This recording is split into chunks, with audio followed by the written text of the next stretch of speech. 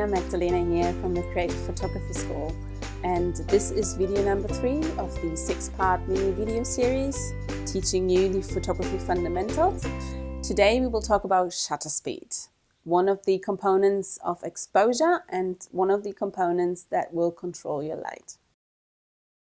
So what is shutter speed? Shutter speed is as the name suggests, the speed of the shutter. The shutter is basically a shutter that sits in front of your sensor, and that allows, by opening up for a moment, allows the light passing through and hitting the sensor. So similar as an aperture, which we learned in the previous video, it controls the amount coming through and hitting your sensor by staying open longer or shorter.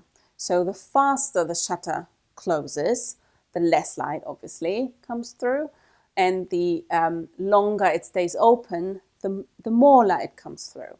And the shutter speed is measured in fractions of a second. So 1/100th of a second, 1/4 of a second, sometimes even in seconds, but that's very long exposures. And they are also called stops. So similar as an aperture, we had the f-stops. These are called just simple stops.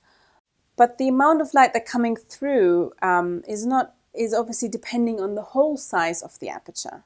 So you can see already how it's interacting. Depending on the hole size, which is the aperture, the light that passes through then hits the shutter, and depending on how long the shutter stays open, it then hits the sensor. So you can see you have different controls already on the way before the light even hits the sensor. And this is obviously all in lightning speed. We will talk about that in much more detail in video number 5. However, as in aperture, shutter speed also has a creative control. In aperture, it was the depth of field. In shutter speed, it's the movement of an image or inside an image. So the shutter speed determines whether the focus point is frozen and there's no movement, or whether there is a little bit of blur or movement in the image. There are obviously creative effects where you want that blur, but there are also unintentional movements. So for example, camera shake. If you have a slow shutter speed of, 1/5 of a second, obviously without a tripod, you can't really, your camera will shake while you're taking the image. You will try to hold it still, but not necessarily possible. So then obviously that's unintentional movement that you might not like in an image. So that's not the creative effect I'm talking about, more or less. But you can create intentional movements in image. For example, if you have a beautiful landscape and there's a waterfall and you want the waterfall not to be frozen and sharp, that you can see the drops. You want to see like a mist coming through, or it's all the movement of that waterfall. That then can be controlled by your shutter speed. Obviously, you might need a tripod to achieve that, but that's basically just to get the idea that shutter speed controls the movement in the image. Obviously, the faster your shutter speed, the less movement, the more everything is frozen, and the slower the shutter speed, the more you have, blur in your images or camera shake or whatever you want to achieve.